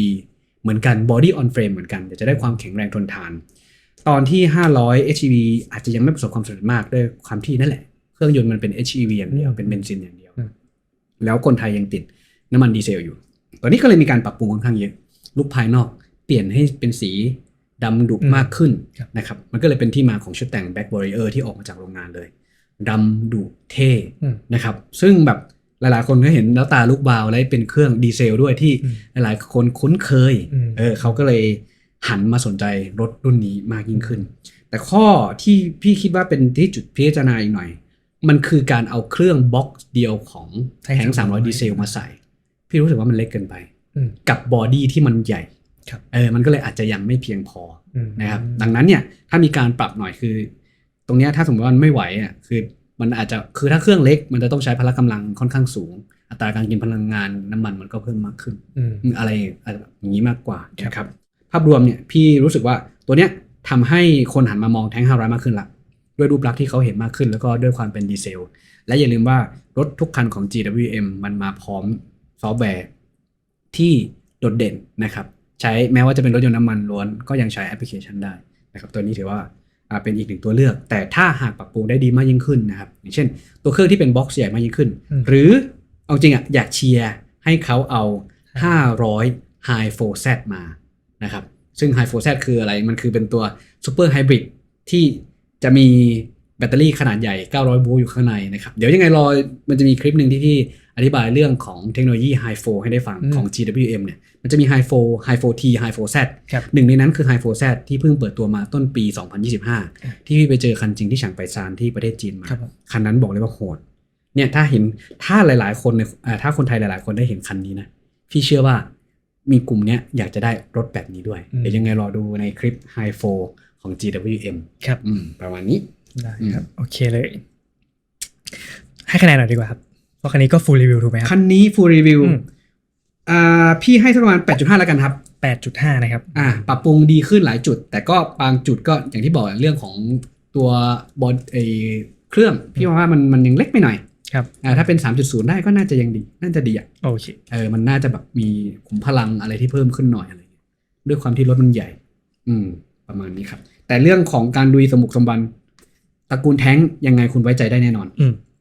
ล่าสุดแทงเกอร์ก็เอาตัวแทง500ไปลุยในงานด้วยมันก็มีด้วยนะแต่หลักๆก็คือเขาส่วนใหญ่ที่เห็นเยอะจะเป็นสัดส่วนของแทง300ด้วยความที่ราคามันถูกด้วยรูปลักษณ์การตกแต่งมันดูเท่ด้วยแล้วก็ของแต่งแอคเซสซอรี่มันเยอะกลุ่ม500มันก็เลยเป็นกลุ่มของคนอีกประเภทหนึ่งอย่างเช่นกลุ่มนักธุรกิจผู้บริหารอะไรเงี้ยที่อยากได้ความนั่งสบายแล้วก็เป็น PPV ที่เน้นใช้งานกับครอบครัวด้วยอะไรประมาณนี้อย่างนี้ต่อไปครับแบรนด์นี้ไม่พูดถึงไม่ได้ครับ Xpeng ให้นนพูดดีกว่าเพราะว่านนไปสัมผัสมาพี่สัมผัสก่อนนนสัมผัสที่หลังเพราะนนได้ขับพี่ได้แค่นั่งสำหรับ P7 แต่เดี๋ยวให้พี่ต้อมพูดก่อนเพราะพี่ได้พรีวิวรอบคันเราเปิดด้วย Xpeng The Next P7 ดีกว่า The Next P7 เอาตัวนี้ก่อนครับ The Next P7 ในภาพของพี่เลยนะมันคือเจเนอเรชันใหม่ของการออกแบบรถยนต์ของ Xpeng เป็นหลายๆอย่างที่ Xpeng พยายามทำนะครับทั้งในเรื่องของการออกแบบดีไซน์ภายนอกเพื่อดึงความสำเร็จของ P7 ที่เขาไปตีตลาดยุโรปมาแล้วอยากจะทำให้มันดีขึ้นคือถ้า P7 ถ้าเทียบจริงๆมันเป็นตัวกลางระหว่าง Tesla Model 3 กับ Model S พี่ว่ามันอาจจะไม่ถึง S แต่มันดีกว่า3มันจะอยู่ไซส์กลางๆประมาณนั้นที่ให้ position ของมันนะแล้วก็ตัวนี้เองเนี่ยรอบนี้ทำมาได้ดีค่อนข้างเยอะตั้งแต่เห็นการออกแบบที่เป็นภาพกราฟิกเลยจนมาเห็นคันจริงและเป็นอีกหนึ่งคันในปี 2026 ที่ผมรู้สึกว่าผมอยากไปสัมผัสมันให้มันได้นี่แล้วเราก็ได้สัมผัสที่กวางโจวที่สำนักงานใหญ่ของเขาจริงเห็นทั้งเรื่องของการดีไซน์เห็นละพลังประสิทธิภาพเห็นละเห็นเทคโนโลยีเห็นละใช้ชิป AI Turing ที่เป็นของ Xpeng เองถึง3ตัวคือหลายๆอย่างมันดูเอาง่ายอยากได้คันนี้ เอาแล้วครับทุกคนเอาง่ายคันนี้มันคืออยากได้สำหรับคันนี้เลยเพราะว่าแต่ก่อนคือไม่ค่อยชอบซีดานเพราะว่ามันแบบคันเล็กคือเราอาจจะมองว่าซีดานสำหรับเรานะตอนนั้นอ่ะจะเหมาะสำหรับใครที่เป็นวัยรุ่นชอบซีดานเพราะมันเท่มันสปอร์ตเราก็เคยซื้อซีดานเหมือนกันซีดานพี่ซื้อ2คัน Civic 2012 FB ซีรีส์นั้นตัวท็อปไปเลย 2.0 แล้วก็มาซีรีส์5ที่เป็นตัวรุ่น Elite ต่ำสุดแล้วกันเพราะเรามีตังค์แค่นั้นนะตอนนั้น 330e 530e นะครับปลั๊กอินไฮบริด530ใช่ Civic เพราะว่าใช้ได้แค่แบบปลั๊กอินไฮบริดแค่30ครับ30โลแต่พอมาใช้ชีวิตจริงเรารู้สึกว่าแอคทิวิตี้ของเราไม่เหมาะกับซีดานเพราะเราสายขนคนเยอะกองคนเยอะใช้เยอะแบบคนนั่นคนนู่นคนนี่อะไรเงี้ยก็เลยมาชอบเป็น SUV มากกว่าหลังๆมาก็เลยซื้อรถที่คันใหญ่ SUV Model Y แต่มาซื้อ Xpeng X9 ที่เป็นแบบขนเยอะๆเยอะๆอะไรแต่พอมาเห็นซีดานมันเท่ว่ะอันเนี้ยนี่แหละถึงบอกว่าอยากได้นนดิคราวนี้เป็นไงบ้างผมรู้สึกว่ามันเป็นดีไซน์ที่แบบมันไม่ได้เอา reference มาจากไหนขนาดนั้นเลยมันเหมือนว่าเฮ้ยมันนี่คือรถของ Xpeng จริงๆซึ่งผมบอกว่าผมใช้คำนี้ในแบรนด์จีนแทบจะหาไม่มีเท่าไหร่เลยที่บอกว่า DNA การออกแบบเขาเป็นของเขาเลยที่เป็นภาพจำและเห็นเลยว่านี่คือ Xpeng Design ถูกต้องหรือว่าของแบรนด์นั้นดีไซน์ผมยกให้คันนี้เป็นหนึ่งในคันที่ใช้คำนี้ได้ว่ามันออกแบบมาเป็น Xpeng จริงๆ The Next P7 ซึ่งหน้ายาวครับเป็นรถที่หน้ายาวสไตล์จะคล้ายๆกับรถตระกูลแบบ GT หน่อยๆใช่ยาวเกือบ5เมตรอะไรอย่างนี้แต่ก็ต้องบอกก่อนว่ามันจะแตกต่างจาก P7 ตรงนี้ว่าคันนี้จะสปอร์ตกว่าเทคใหม่กว่าแต่ตัว P7 Plus ถูกต้อง P7 Plus ที่กำลังจะเปิดตัว Minor Change ด้วยต้นปีหน้าเดี๋ยวรอดูคลิปของเราก็ได้ครับตัวนั้นจะมีความแบบคอมฟอร์ตกว่า Space ภายในกว้างกว่าแต่คันนี้ก็คือเหมือนเป็นเรือธงความแบบล้ำทุกอย่างชิป Turing AI ก็คือครบ3ตัวเลยแล้วผมได้ลองตัว XNGP เขาด้วยตอนที่ไปกวางโจวล่าสุดทำใบขับขี่เรียบร้อยเลยเดี๋ยวคลิปก็จะออนให้ได้ชมกันช่วงสิ้นปีนี้นะครับช่วงปีใหม่ก็สามารถรับชมได้ก็รู้สึกว่าเฮ้ยนี่มันคือระบบขับขี่อัจฉริยะของฝั่งจีนที่เรารู้สึกว่ามันน่าจะดีที่สุดละนะตอนนี้ดีแล้วก็สามารถมีโอกาสออกไปต่างประเทศได้แล้วกันเพราะว่าเป็นเทคโนโลยีของตัวเองใช่ครับแล้วดีอีกอันก็ของ Huawei อันนี้คือพูดของระบบขับขี่เฉยๆอันนั้นก็ดีเหมือนกันแต่โอกาสออกต่างประเทศยังน้อยมากๆอยู่Xpeng ก็คือตัวท็อปเป็นรองคือให้คะแนนก็คือแค่ให้เป็นรองของ Tesla ณตอนนี้นะก็รู้สึกว่าเฮ้ยเราปล่อยให้มันขับขี่แล้วเราอุ่นใจจริงๆเพราะตอนนั้นผมขับ Mona M03 ก่อนคือเป็นเหมือนตัวแบบ entry level สุดๆของเขาแล้วแต่เป็น entry level ในเจนใหม่ที่มันใช้ Turing AI แล้วนะตัวเดียวปะ AI Turing ตัว ตัว เดี เดี ย ยว ว ค ค รั รั บบ ตัวเดียวเอาโมนาตัวเดียว โมนาตัวเดียวแต่ไม่ใช่รุ่น Max ที่เขายัด Turing มา3ตัวครับมันก็เลยจะเห็นความต่างของฮาร์ดแวร์ ว่าแบบฮาร์ดแวร์แบบสมองเดียวเรียกว่าสมองเดียวคือ AI Turing ตัวเดียวกับตัวท็อปสุดของทางExpert เนี่ยส่วนใหญ่จะเรียกว่า Max เนี่ยใช้ Turing 3 ตัวเหมือนมี3สมองการคำนวณมันจะรวดเร็วกว่าครับมันก็อุ่นใจมากฉลาดมากพอเลนขวารถเต็มแล้วมันพยายามจะเข้าไปเต็มใช่ไหมแล้วก็อยู่เลนนี้ต่อเพราะมันก็ทางตรงเหมือนกันรู้สึกว่าเฮ้ยหลายอย่างเซอร์ไพรส์รวมถึงยูเทิร์นให้เองแล้วเป็นยูเทิร์นที่รถมาค่อนข้างเยอะพี่ต้อมแล้วเราปล่อยมือเลยคือตอนแรกหวั่นว่ามันจะรอดไหมมันทำได้ครับโมนา03ก็ทำได้แต่คันนี้อุ่นใจกว่ามันรู้สึกว่าเฮ้ยมัน solid จริงๆรวมถึงขับเข้าทางด่วนให้ด้วยนะมันเลือกช่องให้เรานะครับแต่แค่ว่าเราต้อง cancel ระหว่างที่เราจอดแล้วรับบัตรเพื่อที่จะใช่แล้วเราก็สามารถ activate แล้วใช้งานต่อได้ครับโอเคให้คะแนนไม่ให้คะแนนเดียวว่ายังไม่ได้ขับไม่ได้ขับยังครับเรียกว่าเรายังไม่ได้ hands on the wheel หรือขับควบคุมมันจริงๆมันยังแต่มันคือ bucket list ของพี่โอเคมันก็แฟนๆก็รอชมได้เลยนะครับไม่รู้จะเข้าหรือเปล่าครับไม่ต้องคาดหวังไม่ต้องรอครับเขาบอกรอ MGC บอกไม่ต้องรอครับไม่แน่อะไรมันก็เกิดขึ้นได้เรากระทุ้งไปเรื่อยๆกระทุ้งไปเรื่อยๆเพราะว่าพยายามคุยกับทางนี้อยู่เพราะเราได้ทำงานกับ Expert Global ด้วยนะแบบมันไม่ใช่แค่ประเทศไทยคือ rear right hand drive มันมีหลายประเทศเพราะหลายๆคนเวลาสื่อเข้ามาเนี่ยเขาก็แบบพูดถึงคือถ้ามันมีอย่างนี้เรื่อยๆจากเดิมที่เราคิดว่ารถบางคันมันจะไม่มาอยู่ดีมันก็โผล่มาได้ไงใช่ครับอันนั้นก็อยู่ที่ความต้องการของตลาดอย่างนี้ดีกว่าถ้าแบบมีความต้องการก็เสิร์ฟได้มันคือเงินมันคือเงินแค่นั้นแหละโอเคประมาณนั้นครับ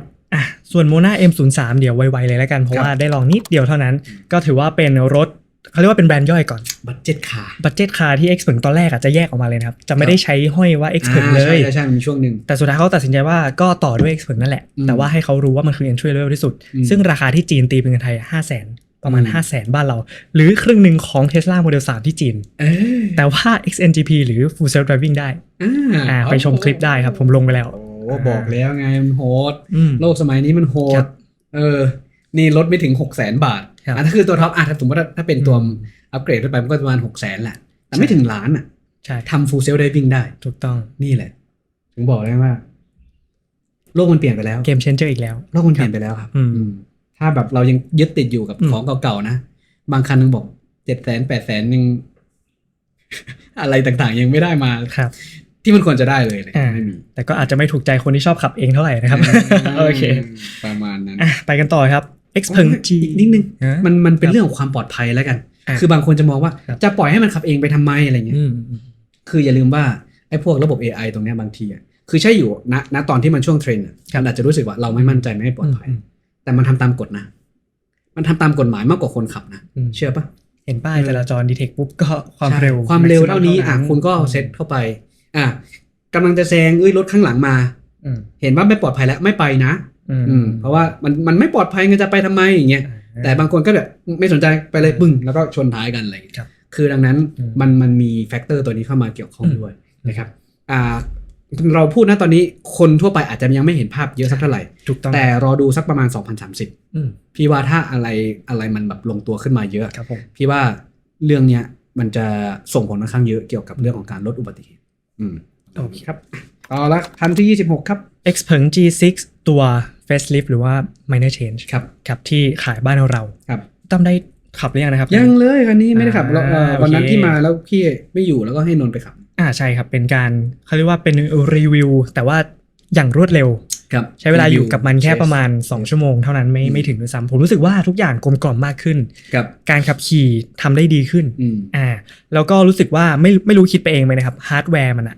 มันทำให้การใช้ตัวระบบ Xpilot เสถียรกว่าครับเสถียรมากยิ่งขึ้นถึงแม้ว่าจะใช้ช่วง4แยกอะไรเงี้ยครับก็รู้สึกเฮ้ยมัน solid แล้ววันนั้นฝนตกนิดนึงด้วยพี่จำแต่ระบบก็ไม่ได้ตัดนะแล้วก็ทำงานค่อนข้างดีกลมกล่อมขึ้นแล้วก็ออปชันต่างๆมาดีแล้วล่าสุดเขาก็ได้เปิดตัวรุ่นย่อยใหม่เริ่มต้นใช่ครับราคา 1.189 ล้านบาทแต่ว่าได้แบตเตอรี่ชาร์จไว 5C Ultra Fast ชาร์จที่ชาร์จแค่เท่าไหร่นะ12 นาที10-80% ถือว่าไวที่สุดในคู่แข่งที่เป็นตัว SUV Premium ก็ต้องบอกว่าไวที่สุดในท้องตลาดด้วยนะถูกต้องครับตอนนี้450ในบ้านเรานะตอนนี้ในบ้านเรานะใช่ครับไม่ใช่ที่ต่างประเทศXpeng G6 ที่เข้ามาในประเทศไทยสิ่งของปีนี้นะที่ภาพจำอีกอย่างหนึ่งเลยก็คือแต่ก่อนมันมีแค่ Rear Wheel Drive อย่างเดียวแล้วมีตัวกลางอย่างเดียวด้วยอาจจะมี Long Range กับ Standard นิดหน่อยปะหรือพวกเนี้ยแล้วราคามันอยู่ประมาณสัก1.4 ล้านอะไรเงี้ยตอนแรกสุดแล้วมันสู้คู่แข่งไม่ได้ตรงที่มันไม่มี Dual Motor มารอบนี้เขาก็เลยปรับให้มันเป็น Dual Motor ด้วยแล้วมีอัปเกรดที่มันเป็น Face Robo Face เขาเรียก Robo Face เนาะ Robot Face ใหม่เป็น 2.0 ที่ทำให้มันดูคลีนดูสปอร์ตขึ้นอะไรเงี้ยแล้วก็มีเวอร์ชัน Black Edition มาสำหรับ All Black สำหรับตัวนี้แล้วก็ในราคาที่เอาง่ายว่าถ้าเป็น G6 ตอนแรกอะราคาสูงเท่านี้แต่มาปัจจุบันคุณจะได้ All Wheel Drive ไปแทนนะครับภาพจำของคันนี้คือเทคโนโลยีแบตเตอรี่พี่ว่าน่าจะดีที่สุดในท้องตลาดแล้วเรื่องของการชาร์จเร็วแล้วก็ให้มาแล้วซอฟต์แวร์ในการขับขี่ที่ค่อนข้างดีนะครับ Xpeng เป็นรถที่ค่อนข้างดีครับทั้งฮาร์ดแวร์และซอฟต์แวร์การขับขี่พี่จะพูดเสมอว่ามันอาจจะขับไม่ดีเท่าซิกเกอร์หรอกขับไม่ดีเท่า IM หรอกขับไม่ดีเท่า Tesla หรอกนะครับแต่มันเทรดกันมาได้ตรงที่ซอฟต์แวร์ถูกต้องครับมันใกล้ๆ Tesla น้องๆ Tesla โดยที่คุณไม่ต้องจ่ายเพิ่มนะครับมันฉลาดกว่ารถจีนแทบจะเกือบทุกยี่ห้อที่ขายอยู่ในประเทศไทยเราแล้วก็มันเป็นรถที่สามารถเข้าถึงได้ง่ายนะครับอันเนี้ยถือว่าเป็นอีกหนึ่งคันที่หลายๆคนถ้าให้แนะนำจริงๆพี่จะถามเลยติดแบรนด์ไหมมีแบรนด์ในใจอะไรหรือเปล่าชอบแบบไหนชอบฮาร์ดแวร์ชอบdriving quality driving dynamic หรือว่าชอบความเป็นเทคโนโลยีหรืออะไรอย่างเงี้ยแล้วก็มาเทรดกันก็เป็นอีกคันหนึ่งที่กล้าแนะนำให้ซื้อสำหรับคันนี้แต่สิ่งที่อยากจะได้จากทางฝั่งของ Xpeng เลยก็คือเรื่องของการทำตลาดที่น่าจะต้องแบบมีความโอเพนหรือว่าแบบเขาเรียกว่าไปในแนวสู้มากกว่านี้คือตอนเนี้ยมันเพย์เซฟมากเกินไปพี่รู้สึกว่าเพย์เซฟมากเกินไปทั้งเรื่องของศูนย์บริการที่ขึ้นมาคือถ้าพี่มองแค่ Xpeng กับได้ตัวซิกเกอร์พี่ว่าซิกเกอร์ยังลงทุนในการทำการตลาดเพื่อที่จะสร้างแบรนด์มากกว่าด้วยซ้ำทั้งแบบ Seeker House ที่แบบดูอะไรโอเคแบบจัดงานหรืออะไรต่างสร้างการรับรู้อะไรเงี้ย Xpeng เนี่ยพี่บอกเลยว่า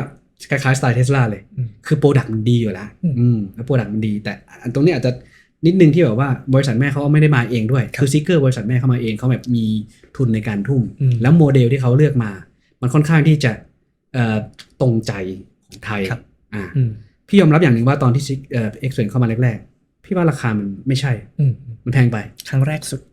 พี่ว่าราคามันแพงไปแม้ว่าคุณจะจับในกลุ่มตลาดของพรีเมียมแต่ถ้าคุณนั้นจริงๆคือผมมองว่ามันบวกมากเกินไปถ้าเทียบกับในสิ่งที่ Xpeng ในไชน่าเขามีแล้วคือเรามองในแง่ของ budget operation cost อะไรต่างๆพวกนี้นะพี่ว่ามันควรจะเป็นแบบเนี้ยคือถ้ามันเป็นแบบนี้ตั้งแต่ตอนแรกแล้วมันคือสิ่งที่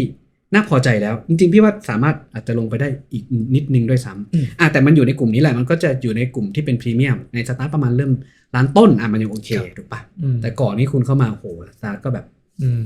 มันไม่ค่อยเน้นเท่าไหร่แล้วนะครับแล้วก็อยากจะให้มีความหลากหลายของโมเดลมากขึ้นคือ Xpeng มีรถเยอะมากนะโมนา03อย่างที่บอกไปอาจจะมีโอกาสเข้ามาในไทยเดี๋ยวรอดูกันว่าเป็นยังไงแต่เขาอาจจะมองว่าตลาดซีดานบ้านเรามันคู่แข่งมันเยอะมันหรือไม่งั้นก็แบบความนิยมมันอาจจะสู้ SUV ไม่ได้อะไรเงี้ยแต่ถ้ามองอีกมุมนึงคือมันคือการสร้างการรับรู้ให้คนรู้จัก Xpeng มากขึ้นนะเหมือน Geely เอา EX2 มาในราคา 400,000 นะแต่ก่อน Geely คือแบรนด์อะไร Geely คือแบรนด์อะไรหลายๆคนแบบไม่คือแบบ Geely คือท็อป3อยู่แล้วใหญ่ๆจากประเทศจีนแต่อยู่ในไทยก็คุณโนเนมแล้วเพิ่งเข้ามาแล้วพอ EX2 เข้ามาแค่นั้นแหละโอ้โหก็ Geely ก็ Geely มันคือการจ่ายค่าสร้างแบรนด์อีกในรูปแบบหนึ่งถ้าโมนา03ออกมาเนี่ยเดี๋ยวก็จะมาละ Xpeng เพราะว่ามันถ้าเอามาชนจริงๆมันคือ A-Type ถูกไหม Toyota A-Type นะHonda อะไร City ใช่เนี่ยอยู่ในกลุ่มเนี้ยต้องเป็น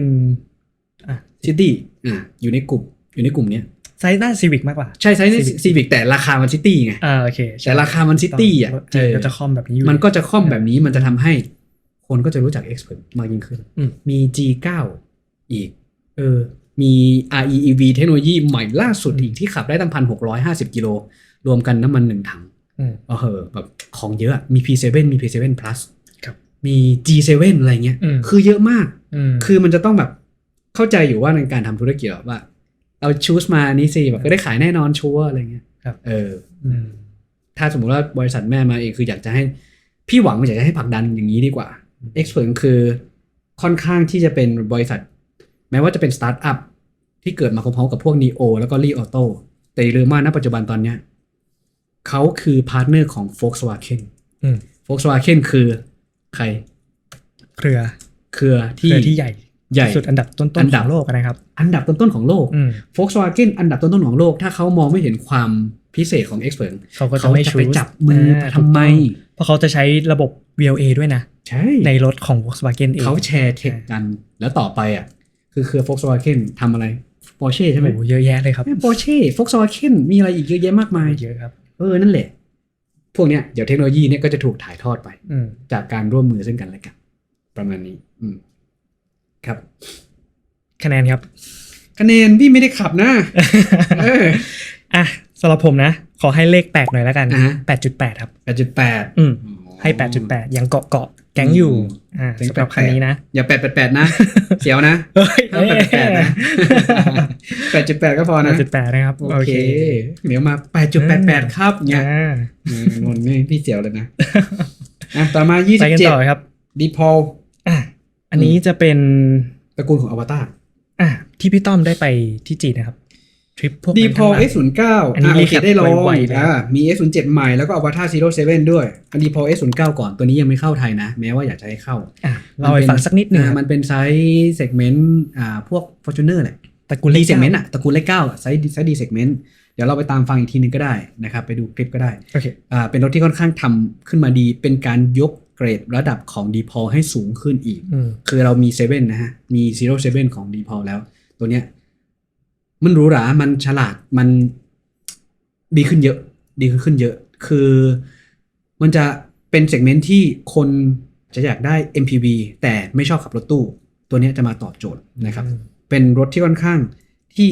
ดีคันหนึ่งเลยละกันนะครับแต่ก็ไม่มีโอกาสเข้าไทยไม่แน่เขาอาจจะเป็นซีรีส์อื่นที่ลักษณะใกล้ๆกันมากกว่า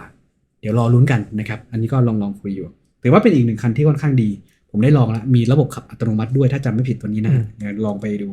นะครับส่วน07ก็เป็น07 Gen ใหม่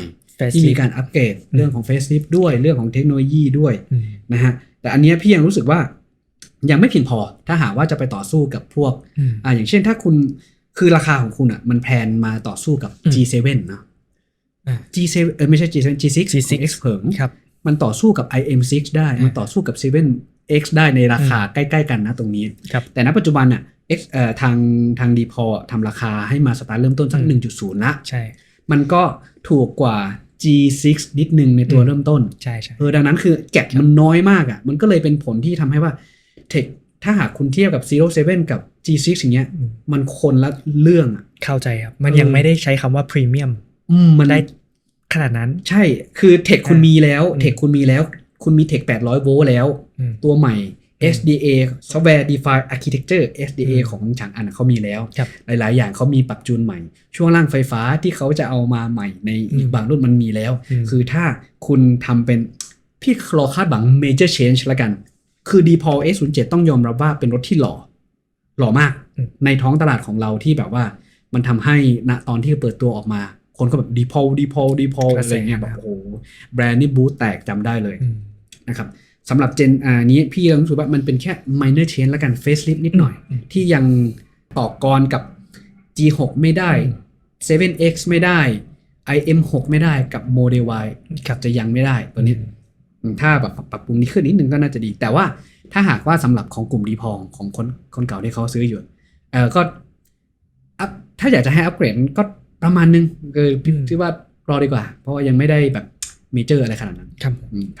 ส่วนสุดท้ายครับคันที่3คือ Avatar 07ก็เปิดตัวขึ้นมาละเปิดขายและในราคาเริ่มต้นถ้าจำไม่ผิด 1.6 ไหม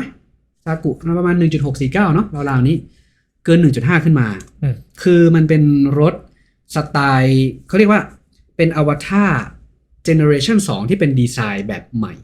คือถ้าเป็นเจนแรกคือ Avatar 1.1คือเจนแรกๆเลยอันนั้นคือ Avatar 1.1 เนี่ย เจนแรกของอวตารแล้วก็ตัวเนี้ยมันมาเจนใหม่ละหลังจากมีอวตารวันทูที่เป็นเส้นสายแบบใหม่ละ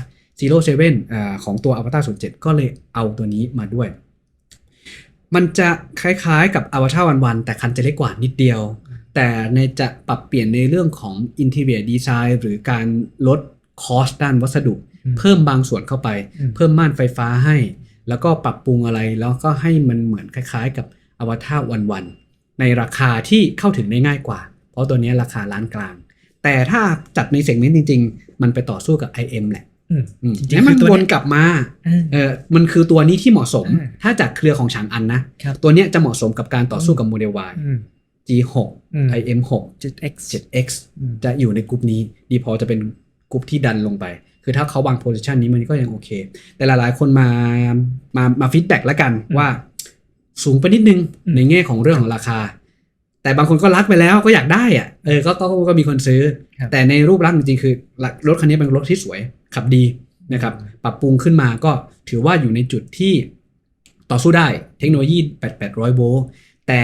พี่ยังรู้สึกว่าสิ่งที่เขาให้มามันมีรุ่นเริ่มต้นกับรุ่นตัวท็อปเนาะมันมีขับ2กับขับ4ราคามันดิฟกันนิดเดียวแล้วตัวท็อปกับตัวเริ่มต้นอ่ะมันต่างกันไม่ได้เยอะมันต่างกันแค่ช่วงล่างล้อคุณก็ล้อใกล้ๆเคียงกันแล้วเบรกอะไรเงี้ยคุณไม่ได้เซตอัพให้มันแตกต่างกันเลยพี่ไม่เห็นความแตกต่างที่มันควรจะชัดเจนพี่ว่า 7X ทำได้ดี IM6 ทำได้ดีเพราะว่าช่วงล่างต่างกันหมดเลยเบรกต่างกันหมดเลยกับสิ่งที่คุณจ่ายไปอ่ะอันนั้นมันจะเห็นภาพกว่าจะเห็นภาพมากกว่าว่าแบบทำไมเราต้องจ่ายไปตัวท็อปวะในราคาเท่านี้อะไรมันได้อะไรที่มันแตกต่างแต่อวตาร07เราก็เลยงั้นก็ซื้อตัวล่างสุดก็ได้ป้าวะอะไรอย่างงี้ก็บอกเขาไปอยู่ว่ามันน่าจะจัดแบบนี้ถ้าคุณจ่ายแบบตัวท็อปโอ้คุณ600 ม้าแต่ให้เบรกกี่พอร์ตผมยังรู้เลยอาจจะเป็นพอร์ตเดียวได้ซ้ำอะไรอย่างเงี้ยคือแต่แบบIM6 แบบให้มา4พอร์ต Continental 7X ให้มาแบบ Akebono 4พอร์ตอะไรเงี้ยมันความมั่นใจมันแบบแตกต่างกันในการที่แบบผมซื้ออันนี้เลยประมาณนั้นยังไม่ได้รีวิวสักตัวเลยนะยังไม่ได้รีวิวไปพรีวิวที่จีนโอเคครับได้ก็เสียดาย07ตัวที่เป็นใหม่อันนี้คือเป็นเฟซลิฟต์ใหม่นะอันนั้นคือที่มาในไทยเนี่ยจะเป็นแค่ก็เฟซลิฟต์อีกนึงแต่คนละเจนด้วยซ้ำที่ไปที่จีนใหม่กว่าไอที่ไม่ต้องไปดูนะออนิวนะพี่ใช่ออนิวนั่นแหละแต่มันก็ยังไม่พี่ว่ายังไม่สู้ไงอย่างน้อย800 โวลต์ควรจะมาแล้วถูกปะใช่อะไรประมาณนี้ที่แบบว่าจะมาต่อสู้นี้ได้อะไรประมาณนี้นะแต่พอเราไปเห็นฉีหยวนที่เป็นฉีหยวนคือเนโวนะมันอยู่ในแบบเซกเมนต์ใกล้ๆกันเทคดีกว่าซะงั้นอะไรดีกว่าซะงั้นอะไรอย่างเงี้ยมันควรจะแบบเรียกว่าน่าเสียดายประมาณนี้ครับอีกคันนึงครับ Hunter K50 REUV เป็นไงบ้างครับต้องบอกว่าคำว่าภาพจำของคันนี้มันคือกระบะ REEV คันแรกของประเทศไทยครับเป็นลองตลาดกล้าคิดกล้าทำกล้าเอามาเพื่อที่จะให้คนไทยได้ลองสำหรับ REEV เราเห็น A05 ที่เป็น REEV มาแล้วเนาะแล้วก็คันนี้เป็นคันที่2ของฉางอันที่เป็น REEV ที่เขามาทำการตลาดต้องยอมรับว่าอาจจะยังไม่เปรี้ยงปร้างพอเท่าไหร่ด้วยความที่ตลาดกลุ่มของกระบะบ้านเรามัน aggressive มากดุร้ายมาก เจ้าตลาดมีเยอะแยะมากมายถ้าเรารู้พี่โตพี่อีซูซูพี่ฟอร์ดอะไรอย่างเงี้ยอย่าง MG ยังแบบยังเหนื่อยเลยอะไรเงี้ยนิสสันก็ยังแบบเหนื่อยดังนั้นตลาดนี้ค่อนข้างที่จะโหดเขาก็เลยนำเสนอรูปแบบที่แบบว่าโอเคถ้าคุณอยากจะได้รถยนต์ที่เป็นพลังงานทางเลือกรถยนต์ที่คล้ายๆรถยนต์ไฟฟ้าแต่มีเครื่องปั่นไฟข้างในคุณสามารถใช้คันนี้ได้นะก็จะได้ประโยชน์จากตรงนั้นพี่ก็จะได้ไปลองขับไม่ใช่จะได้ดิพี่ได้ไปลองขับระยะทางไกลด้วย 1,000 กิโลเมตรที่ซินเจียงก็ใช้คันนี้แหละแล้วก็ตอนนั้นที่ไปมันเป็นสเปคที่ full version ที่สุดของเขานะครับอย่างเช่นรองรับการจ่าย V2L ให้นนเดาเท่าไหร่สูงสุด 6.6 20แล้วเว้ย20เลยครับ20เลยนะถ้าจำไม่ผิด20คือมันจะมีอะแดปเตอร์เสริมขึ้นมาแหละคือมันรองรับขนาดนั้นเขาก็เอาตัวนี้มาให้ด้วยเพราะว่าแต่ก่อนคือเราเห็น 2K 3K 6K คือ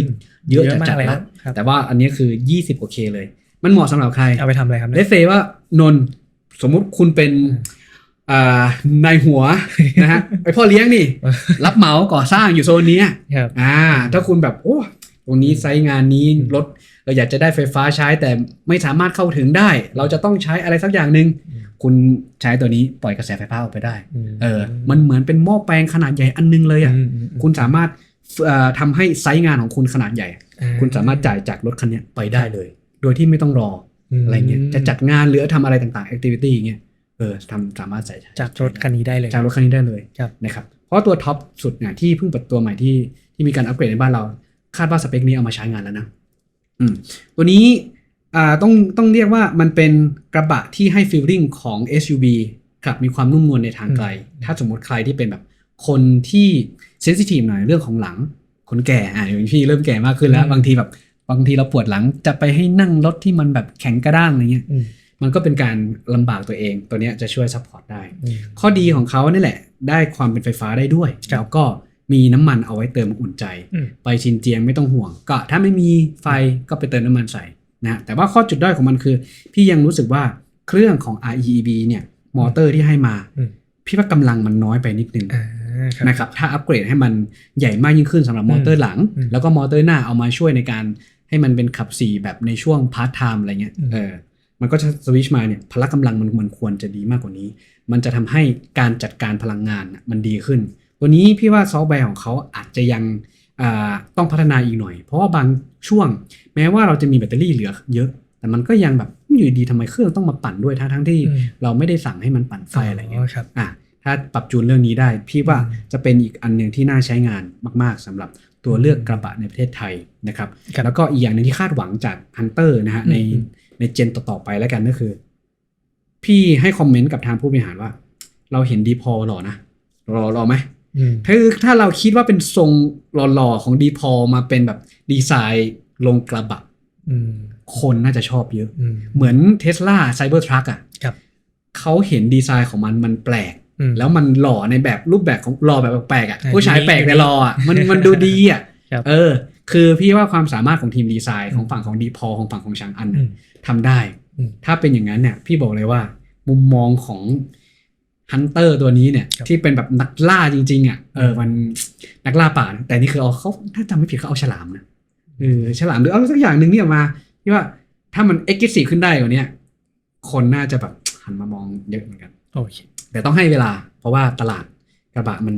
ไม่ง่ายการยอมรับไม่ง่ายนะครับนั่นแหละก็คือเรื่องของ Hunter K50 โอเคครับน่าสนใจคือนั่นแหละมันยังไม่มีคันไหนที่เป็นอันนี้ที่เป็น Plug-in Hybrid หรือว่าไฟฟ้าก่อนหน้านี้มันมี Shark BYD Shark BYD จะมาทำการตลาดแต่เหมือนราคาไม่ได้มั้งก็เลยโพสต์โพนไปดังนั้นณปัจจุบันถ้าเป็นไฟฟ้าจริงมันก็จะมี Lidara เนาะมี Lidara มี Toyota Travel E มาด้วยแต่แบบสเปค100 กว่าโลครับโอเคก็สำหรับแฟนๆก็สามารถซื้อหาได้ขั้นต่อไปCherry V23 พี่ยังไม่ได้ลองเลยอะไรเลยแต่เห็นแบบน่ารักนะแต่นนไปลองแล้วใช่ไหมใช่ครับผมไปเป็นยังไงรู้สึกยังไงบ้างโอ้ก็มันก็เป็นรถที่ดีไซน์สวยนะครับแล้วก็การขับขี่ยังไม่ได้ลองย่านความเร็วอยากเล่ามากใช่ไหมความตื่นเต้นนี้ใช่งั้นก็รอ EP หน้าเพราะว่าเวลาเราสำหรับ EP นี้หมดลงไปแล้วโอ้โหก็เรียกได้ว่าสนุกสนานกันหลากหลายคันที่เป็นภาพจำไม่ว่าจะเป็น J-Cool 5ภาพจำแน่นอนครับIon UT ภาพจำแน่นอนนะครับ Seeker 7X โอ้โหอันนี้ก็คือยาวเลยนะครับเชื่อว่าหลายๆคนได้ฟังนี่อยากจะกดจองให้นะนะครับยังไงก็ EP 2ฝากไว้เพียงเท่านี้แต่เรายังมีสปอยสำหรับ EP 3 หน่อยว่าเหลืออะไรบ้างที่เราจะพูดถึงกันก็เดี๋ยวนี้ครับ Cherry V23 นะฮะอันนี้ก็มาตัวแรงนะพี่ว่าครับเขาเรียกว่ากระแสแรงถือว่ากระแสคนให้ความสนใจเยอะลิฟมอเตอร์ B10 B10 นี่พี่ก็ชอบนะส่วนตัวก็ชอบครับผม Tesla Model 3 ตัว Long Range Rear Wheel Drive ใช่เดี๋ยวก็มี Honda ด้วยเนาะตัวใหม่เข้ามารวมถึงที่พี่ต้อมไปจีนไปดูเทคใหม่ๆ Civic ตัวใหม่ Civic ญี่ปุ่นไม่ใช่จีนเจแปน Mobility Show อันนี้เอาไว้ขอโทษครับHonda ญี่ปุ่นครับอันนี้ญี่ปุ่นเป็นทริปแรกของเขาก็ได้ไปดูแบบการอัปเดตของเขาเป็นยังไงบ้างก็มีเรื่องราวมาได้ขับพีรูดด้วยนะได้ขับพีรูดด้วยอะไรอย่างเงี้ยเดี๋ยวมาเล่าให้ฟังใน EP หน้าแล้วก็รวมถึง Honda CR-V ตัว Minor Change ด้วย Minor Change ที่นนไปขับที่น่านด้วยแต่ก็ต้องบอกกันว่าการให้คะแนนนะครับทุกคันเป็นเพียงแค่ความคิดเห็นของเราเท่านั้นนะครับก็แต่ละคนก็จะมีคาแรคเตอร์ที่แตกต่างกันสำหรับผมกับนนท์เนี่ยความชื่นชอบก็อาจจะแตกต่างกันละผ ผมชอบเทคจ๋า มากๆเลยเทคนำด้วยซ้ำนั่นอาจจะแบบ dynamic ชอบ driving ชอบการขับ ครับ ชอบแบบดีไซน์การออกแบบของตัวรถ philosophy พวกนี้เนาะ อะไรแบบนั้นนะครับก็แต่ละคนก็เลยจะแบบชอบไม่เหมือนกันอันนี้มันเป็นเรื่องปกติอยู่แล้วเนาะ ครับผม งั้นเดี๋ยวเรารอกันใน EP ที่ EP ที่ 3ช่วงส่งท้ายของ EP 3เราจะมีอะไร 3แล้วเราก็จะมีการให้คะแนนหมายถึงว่าแต่ละเซกเมนต์ว่า choice ของพี่ต้อม1 ใน 3เป็นคันไหนแนะนำคันไหน งานยากเลย หรือว่าใช้คำว่า I most choice เผื่อว่าแฟนๆอยากจะดูว่าเฮ้ยคุณต้อมคันไหนดีในเนี่ยบัดเจ็ต500,000 Premium SUV หรือว่าใดๆนะครับเดี๋ยว EP หน้าเจอกันก็ฝากไว้เพียงเท่านี้ครับถ้าชอบคลิปอย่าลืมกดไลค์กดแชร์ subscribe ไว้นะครับจะได้ไม่พลาดคลิปแบบนี้ของเรา2คน subscribe ทั้งในของฝั่ง YouTube นะฮะแล้วก็เรามี Spotify Podcast ด้วยนะครับตามไปรับฟังที่ Spotify ได้นะครับก็จะได้ฟังเพลินๆตอนขับรถอะไรอย่างเงี้ย ใช่ครับ EP นี้น่าจะยาวเฟื้อยเลยคงแบบขับไปถึงตากแล้วตอนเนี้ย แล้วก็คิดในหัวว่าเอาคันไหนดี เอาคันไหน